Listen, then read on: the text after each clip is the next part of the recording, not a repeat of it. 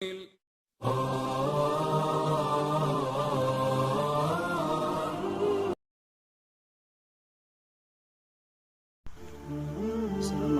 warahmatullahi wabarakatuh. Alhamdulillahirabbil alamin wa bihi nasta'in ala umuri dunya waddin. Wassalatu wassalamu ala asrofil anbiya'i wal mursalin wa ala alihi wa sahbihi wa man tabi'ahum bi ihsan ila yaumil din. Amma ba'd. Insyaallah pada kesempatan kali ini saya Muhammad Rifki Fitrardiansyah, mahasiswa semester 2 Histayah Hidayah, sedikit akan membahas tentang peradaban Islam dan kondisi Islam di Tajikistan. Baik, Islam itu sangat dominan. Islam adalah agama yang dominan di seluruh Asia Tengah, di mana agama Islam dibawa ke wilayah tersebut oleh orang-orang Arab, yang mana dibawa itu pada abad ke-7. Sejak saat itu Islam telah menjadi bagian integral dari budaya Tajik. Selama era Soviet, upaya untuk mensekulerkan masyarakat sebagian besar tidak berhasil. Dan era pasca Soviet, mereka melihat peningkatan yang ditandai dalam praktik keagamaan, di mana jumlah peningkatan Muslim yang berpuasa Ramadan itu mencapai 99% dari Muslim di pedesaan, dan peningkatan Muslim di kota 70% pada bulan Ramadan. Baik, kita lanjut. Tajikistan adalah sebuah wilayah yang terletak di sebelah tenggara Asia Tengah, di mana jumlah penduduknya berdasarkan dari statistik yaitu terdiri dari beberapa atas orang-orang Tajik, Uzbek, Rusia, dan Tartar.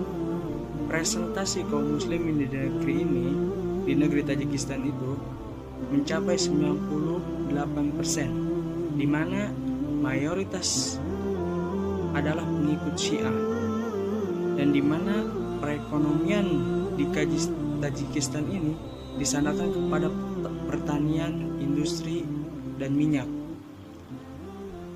Tajikistan memiliki tingkat kelahiran tertinggi dan pendapatan per kapita terendah di antara bekas Republik Uni Soviet.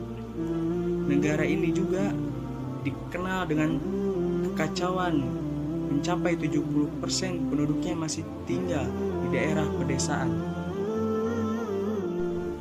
Baik, kita masuk pada pembahasan perkembangan Islam di Tajikistan, yaitu bila kita tinjau dari segi politik dan demografisnya, Tajikistan secara garis besar terbagi menjadi dua wilayah, yaitu wilayah yang pertama adalah wilayah Tajikistan Barat yang etnis, di mana mayoritasnya adalah penduduk etnis Tajik dan cenderung dekat dengan Uni Soviet, sehingga ada banyak simpatisan komunis di daerah tersebut.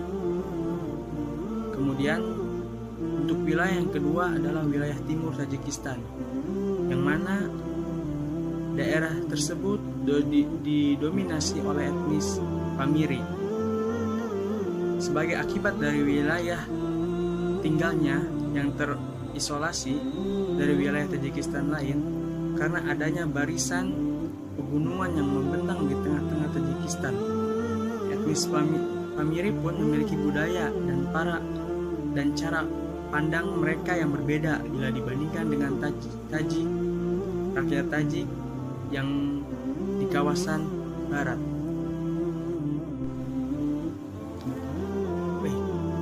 Menyusul krisis internal berkepanjangan yang menimpanya, Uni Soviet akhirnya runtuh, di mana negara-negara bagian penyusunnya termasuk Tajikistan memerdekakan diri di tahun yang sama. Pasca merdekanya Tajikistan, mereka mengangkat presiden yang menganut paham komunis dan berasal dari kawasan Leninabad di Tajikistan Barat. Diangkatnya sebagai presiden baru di negara tersebut. Tak lama sesudah diangkatnya, dia menerapkan kebijakan untuk membatasi ruang dari lawan-lawan politiknya. Kebijakan presiden ini pun lantas memunculkan protes dari pihak-pihak berseberangan, di mana mereka tidak terima dan memutuskan untuk melakukan aksi demonstrasi besar-besaran.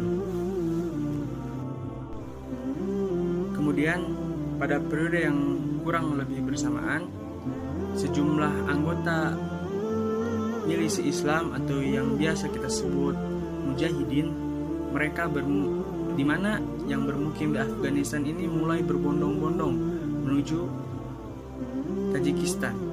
Para mujahidin itu pun memang terdiri sebagian dari Tajikistan.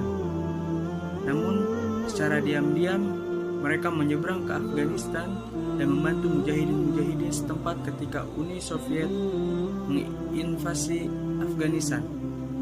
Ketika Uni Soviet pada akhirnya runtuh dan Tajikistan merdeka, inilah mereka memutuskan untuk mendirikan partai politik baru bernama Partai Renaissance Islam atau bisa disebut PRI di negara asalnya dengan harapan bisa menerapkan ideologi Islam di ranah politik Tajikistan.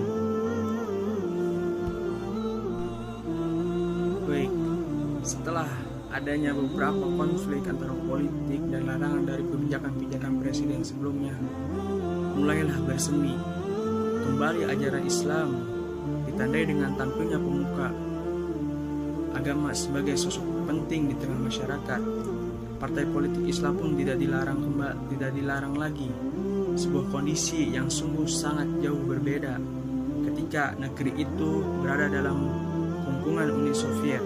Ketika Uni Soviet masih berjaya, masyarakat Muslim di negeri itu nyaris tidak bisa melakukan ibadah dengan baik. Saat itu, penguasa Soviet melarang umat Islam di Tajikistan beribadah.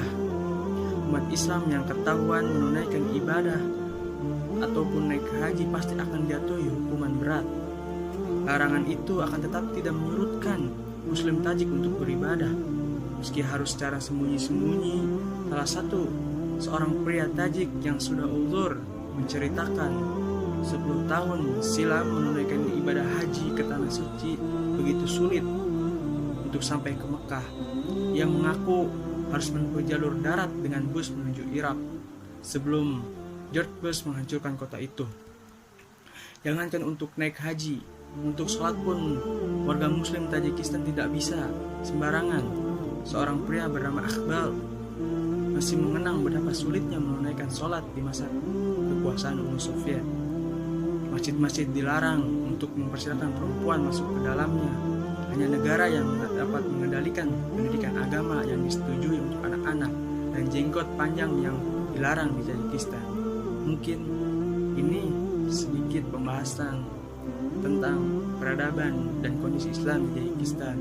Semoga bisa dapat bermanfaat bagi diri pribadi dan yang lain. Wassalamualaikum warahmatullahi wabarakatuh.